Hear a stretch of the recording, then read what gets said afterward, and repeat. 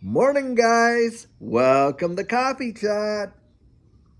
Well, guys, yesterday we had a big time blackout out here where I live. And I think it was more like a rolling blackout because there I was on one of my coaching sessions. Boom, the whole system went down, the whole place. We were out for hours. And of course, that was a big reason why I didn't get my video out until literally after 12 a.m. because after everything finally came up, I was able to do my recording, and then of course you got the editing and you got this, that, and all the time that goes in, by the way, to making them is a lot longer than what the videos are, probably by 4 or 5 times, but needless to say, it got out. Now, hey, I have a big shout out there for Lisa and Dave. Guys, don't worry, I got you covered. We're going to connect again and schedule you in real soon to get that coaching session all put through. But anyhow, what a situation. Boy, I'll tell you, when the power drops and you actually face some of these situations, then you know really how prepared you are to deal with those kind of circumstances. And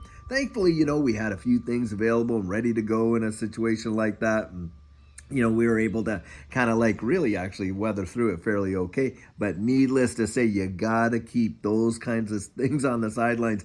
Be prepared. Look, what's coming down the road here in this economy? Most people are absolutely, they have no clue about what's about to happen. And very, very few are genuinely prepared. That's why I get on here and say, guys, put a little extra in the pantry, put a little extra over here and that of the things, because what's coming is going to be absolutely wild. Now, talking about what's coming up.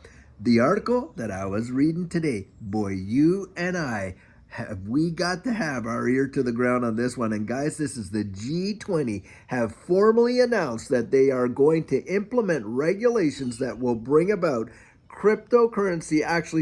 central bank digital currencies and digital IDs to all of their populations. And this has just popped out that it's an absolute fact. This is where we're going. And who do you think is behind a lot of these CBDCs?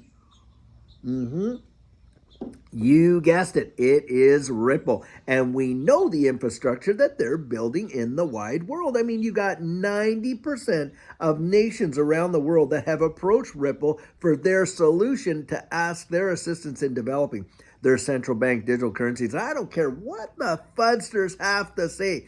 The fact of the matter is, and you can go to Ripple's website, you can see it yourself, go down there and look at and drop that menu down where it's talking about CBDCs, and you look and see what the bridge asset is. You better believe it, it is XRP. And you literally have Ripple right now partnering up with the Bank of International Settlements, guys, to do what? Solve the interoperability issue and using the XRP ledger and XRP to do it.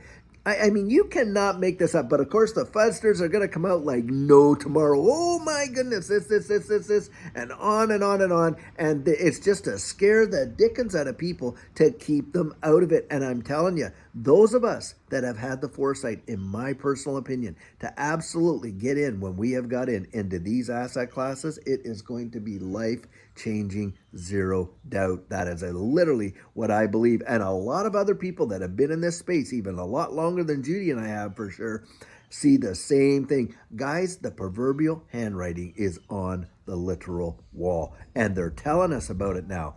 I mean, you're watching this come out where you're seeing.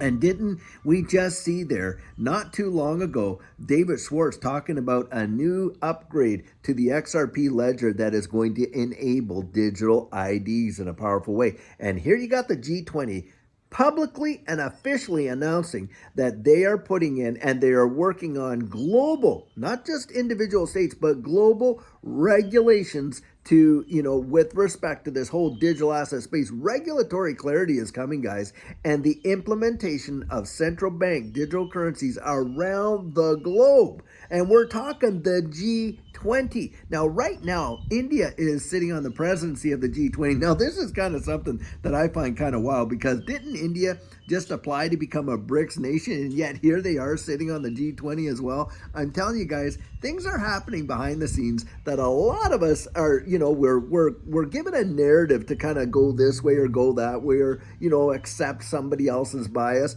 Get out there and really research this stuff for yourself, because things are happening behind the scenes, and those that look like they're adversaries in that really are not as big of adversaries as what we all think. I'm telling you what.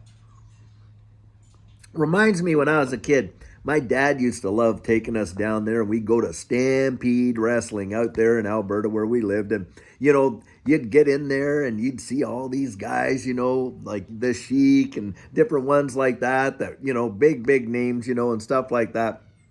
And you'd have like, some of the guys I'm trying to, Andre the Giant and some of these guys that, and they would go wrestle one another, and they'd be, looking like they're absolute enemies. At the end of the day, you'd watch them because we would hang around as kids, because these guys were like superheroes to us.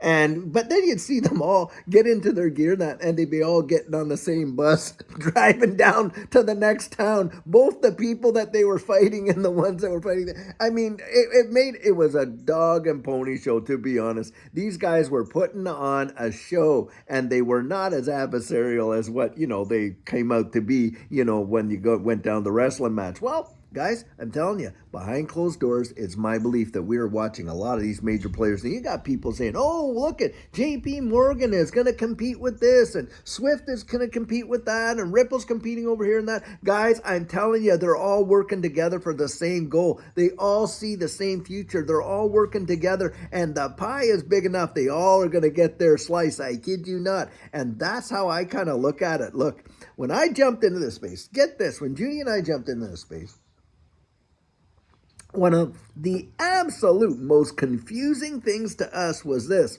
You'd have your Bitcoin maxis, you'd have your XRP army, you had your Chainlink Marines, you had your Cardano Samurais, you had all this kind of stuff. And to me, I'm like, man, this is like a team sport. And everyone's picking their own team, and they're pigeonholed on that, and that's all they're going to talk about. That's all they're going to invest in. I was thinking, well, aren't we getting into this space to make profit wherever profit can be made, right? And that's the way I was looking at it. The culture of this digital asset space, sometimes it defies even common sense the way I kind of look at it. Because why on earth would a Bitcoin maxi, be so like, Max Kaiser hate on XRP, when in fact, if the two were working together, you could see some major deals happen in a big way in this entire ecosystem. And guys, look, Judy and I, hey, we invest in a multiplicity of different things, not just XRP. Although I come on and I talk almost exclusively about XRP, I'm a big believer, and it is our greatest position. But we're invested in a lot of different things as well. And I'll tell you what, it's because the way I look at it is that there is opportunity abounding in various ecosystems here that are going to work hand in glove together in this new digital economy. But I'll tell you what, this article spells it all. It is coming way faster than most people think. I mean, you buckle up, because here it comes. I kid you not.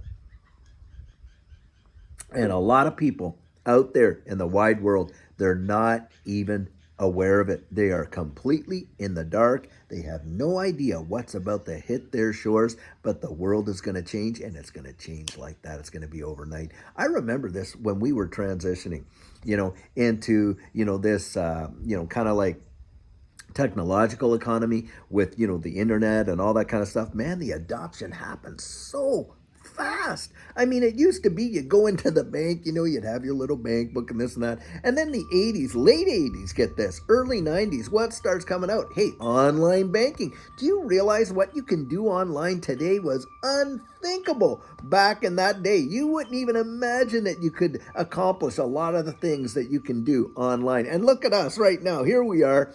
This was pure science fiction, I kid you not, to be able to get out here, interact with people on social media, which didn't even exist back then. I mean, our social media was having a telephone plugged into the wall with a cord that was 25 feet long because you could walk around and that stuff. Hey, for those of young people that, really want to know what life was like for a lot of us growing up, go watch Napoleon Dynamite. that is kind of what it was like. Maybe a little bit less foolish, but it was certainly like that. No doubt about it.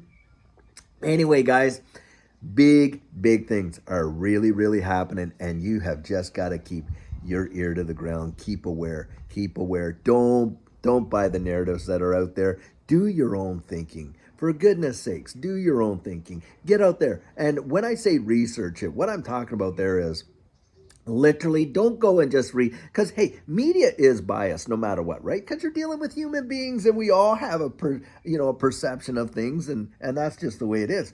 But you go out there and get the facts. Go dig this information up. It's there to be dug up. Look, there are all kinds of resources like the patent office, right? You can go in and take a look at like electronic archives. You can also go in, guys, and go to these websites, pull up the white papers. How many of you have really gone out there and read these PDF and white papers over there at the Bank of International Settlements or on the IMF's website or, hey, the WEF?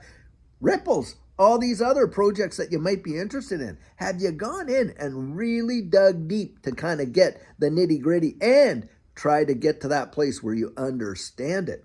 And, reading it over maybe more than one time, taking it back, highlighting the things you're not sure about, and then going out and getting the answers to those questions. That's all part of the critical thinking.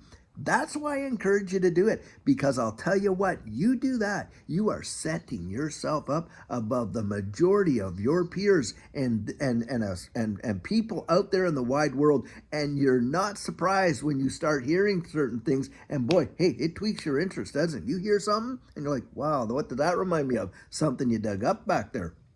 And then sure enough, you go and you take that information and you use it to your advantage to put yourself in a position to absolutely prosper from a lot of this stuff that's going on. And I really hope that's exactly what you're doing, because I'll tell you, that's going to get you way further down the road and preserve you in a powerful way. Well, guys, I'll tell you what, it is amazing to see what's happening in this space. And today, wow.